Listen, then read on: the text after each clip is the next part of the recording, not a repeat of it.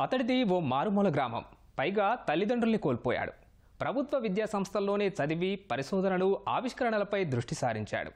ఆర్థిక కష్టాలు వెంటాడుతున్నా సమాజానికి ఏదైనా చేయాలనే తపన మాత్రం వదల్లేదు.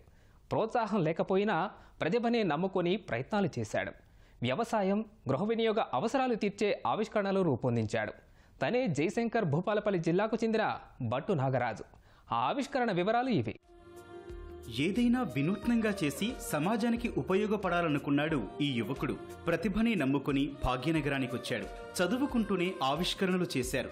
ఆర్థిక ఇబ్బందులొచ్చినా ప్రయత్నాలు ఆపలేదు. ఇంటింటా ఇన్నోవేటర్ పోటీల్లో అర్హత సాధించి అవార్డు అందుకున్నాడు. ప్రభుత్వ పాఠశాలలో పిల్లలకు ఆవిష్కరణలపై అవగాహన కల్పించే ప్రయత్నాలు చేస్తున్నాడు.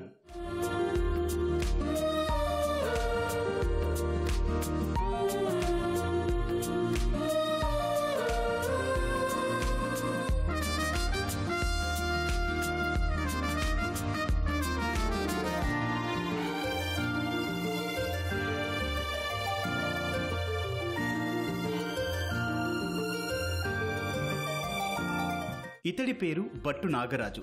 స్వస్థలం జయశంకర్ భూపాలపల్లి జిల్లా మహాముత్తారం మండలం పోలారం. ఓ నిరుపేద కుటుంబంలో పుట్టారు. చిన్నప్పుడే తల్లిదండ్రులను కోల్పోయి మేనమామ ఇంట్లో పెరిగాడు. ప్రభుత్వ వసతి గృహాల్లో ఉంటూ BSc, MSc chemistry, MSc geology, BEd పూర్తి చేశారు. ఉస్మానియాలో ఎంఎస్సీ చదివే సమయంలో ఆర్థికంగా చాలా ఇబ్బందులు పడ్డాడు. హాస్టల్లో వంట మనిషికి సహాయకారిగా పనిచేస్తూ పొట్ట నింపుకొని పీజీ చేశాడు. ప్రస్తుతం హైదరాబాద్లో ఉంటున్నాడు నాగరాజు. నగరంలోని పిల్లలకు ట్యూషన్లు చెబుతూ వచ్చిన డబ్బులతో కళాశాల ఫీజులు తానే కట్టుకుని ఉన్నత చదువులు పూర్తి చేశాడు. అలాగే తమ్ముడిని చదివించాడు. మరోవైపు సమాజంలో పేద ప్రజలు, రైతులు పడుతున్న కష్టాలకు పరిష్కారం దిశగా ఆలోచించి ఆవిష్కరణలపై ప్రత్యేక దృష్టి సారించాడు ఈ ఔత్సాహికుడు.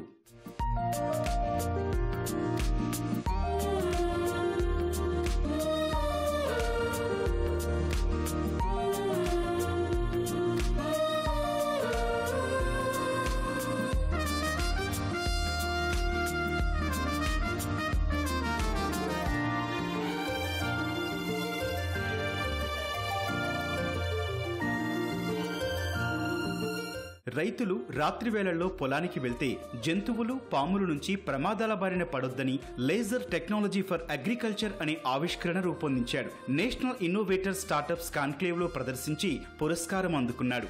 ఐఐసిటి తరపున తయారు చేసిన తన రీసెర్చ్ పేపర్ కు బెస్ట్ ప్రాజెక్ట్ అసిస్టెంట్ పురస్కారం వచ్చింది.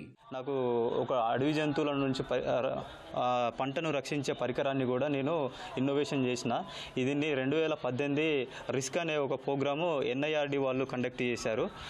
కండక్ట్ చేసినప్పుడు నాకు ఒక విలేకర్ సారు నాకు సహకారం అందించారు, మల్లిక్ సార్ అని.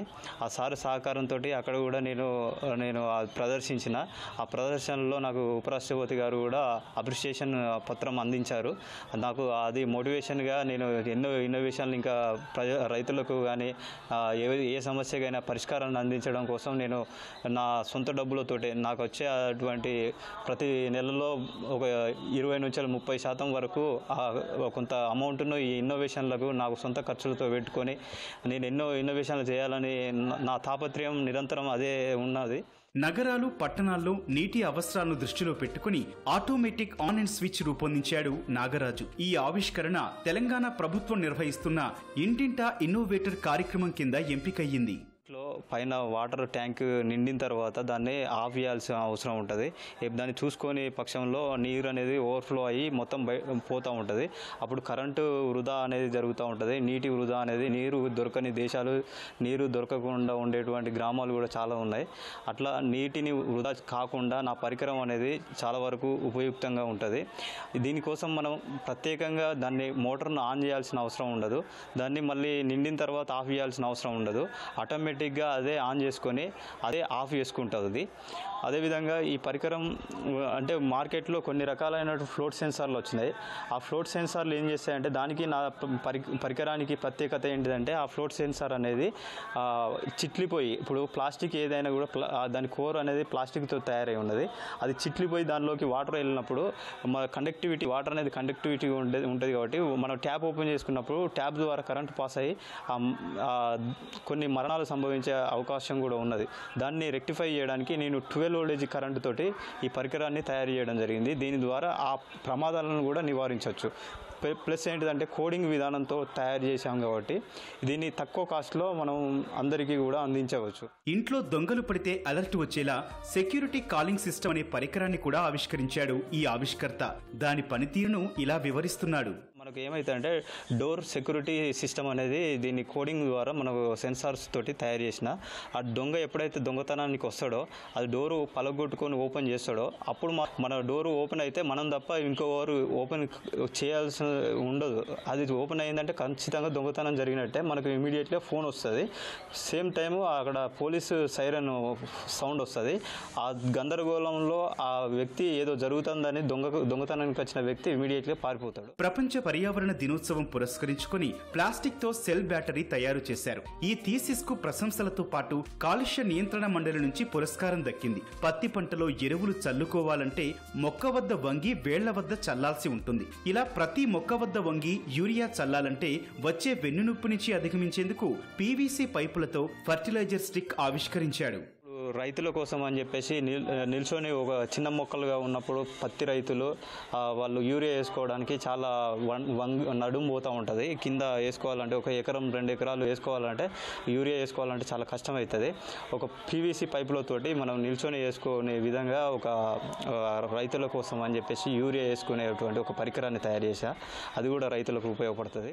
ఆర్థిక ఇబ్బందులు ఎదుర్కొంటూనే ఇప్పటి వరకు 25 ఆవిష్కరణలు రూపొందించాడు నాగరాజు. సామాజిక బాధ్యత కింద ఏవైనా కంపెనీలు స్వచ్ఛంద సంస్థలు ముందుకొచ్చి ఆర్థిక సాయం అందిస్తే పరిశోధనలు ఆవిష్కరణలు విస్తృతం చేసి సాంకేతికతలు మార్కెట్లోకి తీసుకొస్తానని చెబుతున్నాడు నాగరాజు. మన దేశంకి చాలా మంది ఇన్నోవేటర్లు అవసరం అవుతుంది సార్. ఇప్పుడు మనం సేవా రంగం మీదనే ఎక్కువ డిపెండ్ అయి ఉన్నాం. తయారీ రంగం ఎప్పుడైతే డెవలప్ అవుతుందో మన జీడిపి అనేది దేశ భవిష్యత్తుకు అనేది ఉపయోగపడుతుంది. ఇప్పుడు మన వ్యవసాయం సేవా రంగం అంటే ఇప్పుడు సాఫ్ట్వేర్ ఇవన్నీ కూడా ఒకేసారి కొలాప్స్ అయినప్పుడు మన జీడిపి సడన్గా కొలాప్స్ అవుతుంది.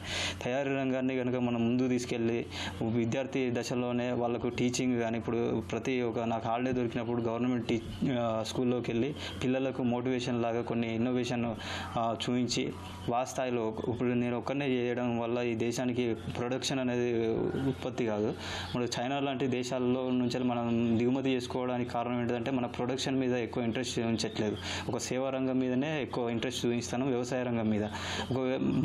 మనం ఎప్పుడైతే ప్రొడక్షన్ ఎక్కువ ఉత్పత్తి చేయాలంటే మన పిల్లాడికి మనం ఈ ఎలక్ట్రానిక్స్ కానీ తయారీ రంగంలో ఏవైతే ఉన్నాయో అవన్నిటి మీద చలన కౌశలాలు అంటే చేతి ద్వారా చేసేటువంటి వృత్తుల పరమైనటువంటి అన్నీ కూడా వానికి ట్రైనింగ్ ద్వారా నేర్పించినప్పుడు మన దేశానికి చాలా మంది ఇన్నోవేటర్లు వస్తారు. పేదరికంతో ఇబ్బందులు పడుతూనే మరోవైపు ఎవరి ఆసరా లేకుండా ఉన్నత విద్య అభ్యసించి పరిశోధనలు ఆవిష్కరణల్లో రాణిస్తున్నాడు నాగరాజు. సంపాదించిన డబ్బులో కొంత పొదుపు చేసుకుంటూ వచ్చి అంకురం ఏర్పాటుకు సన్నాహాలు చేస్తున్నాడు. తయారీ రంగంలో ఎదిగి దేశ అభివృద్ధిలో తాను భాగస్వామ్యం అవుతానని ధీమా వ్యక్తం చేస్తున్నాడు.